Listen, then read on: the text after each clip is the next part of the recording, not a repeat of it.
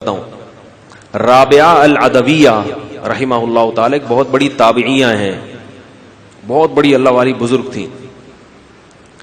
ان کا جب نکاح ہوا تو ان کے شوہر جب دلہن کے کمرے میں آئے تو دلہن کا کمرہ اکثر کیا ہوتا ہے؟ سجا ہوا، اور دلہن بھی سجی ہوئی ہوتی ہے۔ بعد میں سجے نہ سجے، اس دن بیوٹی پارلر والے سجا کے بعد میں ساری زندگی بیچارہ شوہر اس آس میں رہتا ہے کہ کب یہ اس دن کی طرح بھائی ان کو مزاج سمجھا کریں۔ یہ خواتین کے نیگیٹو کمنٹ بہت آتے ہیں، یہ کیا ہے ہر وقت، بھائی اس کو اتنا سیریس نہ لیں۔ اگر آپ کو اس پہ غصہ آ رہا ہے تو اس کا مطلب آپ کو بھی غصہ کیا آتا ہے؟ جلدی آتا ہے، اور وہ کمنٹ ہٹاتی بھی نہیں ہے۔ اس کی علامت ہے کہ وہ غصہ ابھی تک گیا نہیں ہے۔ تو ممکن اس بات، ہمارے ایک دوست تھے، طلبہ بڑے شرارتی ہوتے ہیں، ہمارے ایک دوست تھے، ان کو غصہ بہت آتا تھا جب ہم طالب علم تھے نا، مدرسے میں پڑھتے تھے، تو طلبہ کی عادت ہوتی ہے جو چڑھتا ہے نا اس کو اور زیادہ چھیڑتے ہیں، تو مزہ آتا ہے پھر۔ تو طلبہ کیا کرتے تھے، اس طالب علم کو نہ چھیڑتے تھے، تھوڑا سا ایسے کوئی موٹا کہہ دیا یا ٹھکنا کہہ دیا وہ ایک دم غصے میں، تو پھر اسے اور کیا کہتے تھے اعصابی کمزوری بھی ہے۔ یعنی ایک تو اس کو ٹھکنا کہہ کے اس کو جو غصہ آیا کہ مجھے ٹھکنا کیوں کہہ رہے ہو، جب اس کو غصہ آتا تو کیا کہتے تھے؟ اعصابی کمزوری ہے، اتنا غصہ اس کو، اور غصہ آتا تھا۔ تو میں اس سے کہتا تھا، میں کہتا سب طلبہ نہیں ایسے ہوتے، شرارتی جو باز ہوتے ہیں، تو میں اس سے کہتا تھا اللہ کے بندے تم غصہ نہ ہوا کرو تو یہ تمہیں چھیڑنا چھوڑ دیں گے۔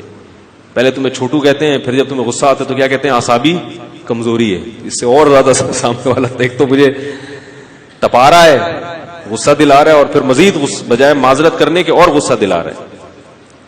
تو وہ جو تھے نا، ان کی جب شادی ہوئی تو وہ آئے، دلہن کا کمرہ سجا ہوا ہے اور دلہن بھی سجی ہوئی، اور خوشبو سے میں باتیں یاد آتی ہیں۔ تو یہ جو خوشبو آج کل الکوہل والی، اسپرے والی خوشبوئیں آ رہی ہیں، یہ انسان کا دماغ کیا کرتی ہیں؟ خراب کرتی ہیں۔ ان میں خوشبو تو ہے مگر دماغی سکون نہیں ملتا۔ نیچرل خوشبوئیں استعمال کیا کریں، جیسے عرب لوگ استعمال کرتے ہیں۔ عرب کی خوشبوؤں میں دماغ معطر ہو جاتا ہے، دماغ کو سکون ملتا ہے، اعصاب کو قوت ملتی ہے۔ یہ جو گوروں کی خوشبو ہے نا، اسپرے، یہ وقتی طور پر اچھے ہوتے ہیں مگر اس سے دماغ کو سکون نہیں ملتا۔ اس میں ایک عجیب سی تیزی ہوتی ہے، کڑواہٹ ہوتی ہے۔ اوریجنل عود کسی کو مل جائے تو وہ لگایا کرے، تو اعصابی قوت کے لیے بہت اچھی چیز ہے۔ اوریجنل نہ ملے تو 2 نمبر بھی بہت اچھی ہوتی ہے، وہ لگا لیا کریں۔ مشک مل جائے وہ لگا لیں، یا کوئی بھی دیسی جو اچھی کوالٹی کی ہو۔ دیسی کا مطلب یہ نہیں کہ وہ نیمبو کا پانی آپ نے لگا لیا اور سارے نمازیوں کو پریشان کر رہے ہیں۔ تو خوشبو جو ہے نا، جو رسول اللہ صلی اللہ علیہ وسلم لگایا کرتے تھے، وہ الکوہل والی بھی جائز ہے، مگر جو نبی جو لگایا کرتے تھے وہ دیسی خوشبوئیں ہوتی تھیں۔ جتنا انسانی ہاتھ اس میں کم سے کم لگیں گے اتنا اس خوشبو کا اثر اچھا ہو۔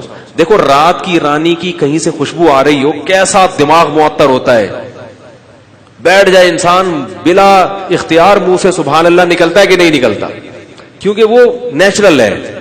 تو نیچرل خوشبوؤں کا استعمال کیا کرے، اس کے فائدہ ہوتا ہے، صحت اچھی ہوتی ہے اس سے، اعصابی قوت۔ تو وہ دلہن کے کمرے میں گئے تو کیا تھا، ان کو ظاہر ہے خوشبوئیں بھی ہوتی ہیں۔ تو وہ کیا ہوا، انہوں نے نیت باندھی اور نماز پڑھنا شروع۔ سردے میں رو رہے ہیں، دعائیں مانگ رہے ہیں۔ دلہن نے کچھ دیر تو دیکھا، بھائی یہ تو لفٹ ہی نہیں کرا رہا۔ آج کی دلہن ہوتی پتلی گلی سے نکل جاتی، کس ملا کے پلے باندھ دی ابا نے لا کے، کس مولوی سے ابا نے شادی کرا دی ہے۔ تو وہ دلہن نے کہا چلو جی، ہم بھی کھڑے ہو جاتے ہیں، نماز پڑھتے ہیں۔ جب میاں صاحب لفٹ ہی نہیں کرا رہے تو ہم بھی کیا کرتے ہیں؟ نماز پڑھتے ہیں۔ تو ساری رات وہ بھی، دلہن بھی نماز پڑھتی رہی شوہر کے ساتھ۔ صبح جب دلہن کے بھائی ملنے کے لیے آئے اپنی بہن سے اور اپنے بہنوئی سے کہ حال حوال پوچھیں، تو بہن سے پوچھا کہ بھئی کیسا پایا بہنوئی کو، کیسے ہیں؟ تو انہوں نے بتایا کہ ساری رات یہ نماز میں، بولو بھائی، کوئی بات چیت کا موقع ملا ہی نہیں، کوئی خیر خیریت، بھئی قوم ذات، ٹھیک ہے نا۔